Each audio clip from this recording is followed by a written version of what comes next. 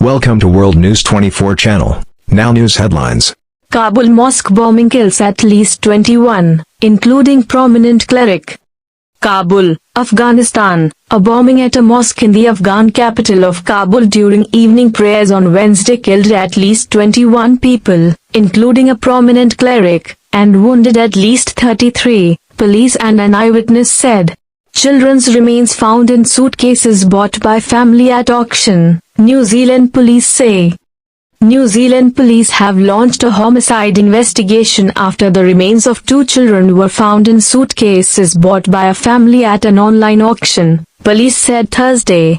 Explosions forced Russia to pull planes from Crimean Airbases, Ukraine. Explosions withdraw airplanes and helicopters from airbases in Crimea, according to Ukraine's Ministry of Defense. China deploys cloud seeding planes and cuts electricity use as record heatwave takes toll. China is scrambling to alleviate power shortages and bring more water to the drought-hit basin of the Yangtze River as it battles a record-breaking heatwave by seeding clouds, deploying relief funds and developing new sources of supply. With reset, Turkey and Israel look to build durable ties that can reshape the region. After more than 2 years of fitful progress, Israel and Turkey finally agreed Wednesday to restore full diplomatic relations, 4 years after Ankara humiliated Israel's envoy on his way out of the country. Outrage over Palestinian leaders' 50 Holocausts remark. Palestinian Authority President Mahmoud Abbas struck a deep nerve on Tuesday when he said Israel has caused 50 Holocausts against Palestinians, triggering outrage from world leaders and a social media storm. U.S. looking into case of Saudi woman sentenced to 34 years for tweets. The United States is looking into the case of a Saudi student sentenced to 34 years in prison for her Twitter activity, a State Department spokesperson said Wednesday. On this day in history, August 18, 1920, the 19th Amendment is ratified, granting women the right to vote.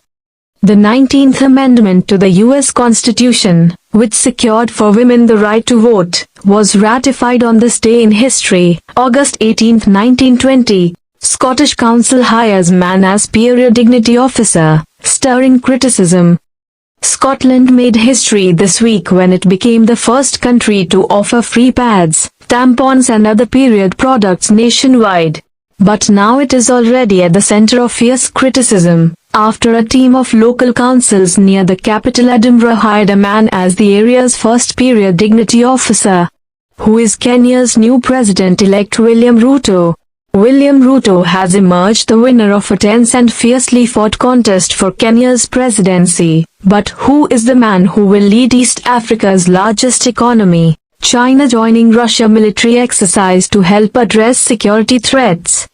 China military exercises for the first time since 2018 as representatives from both nations say the event will be business as usual amidst the war in Ukraine.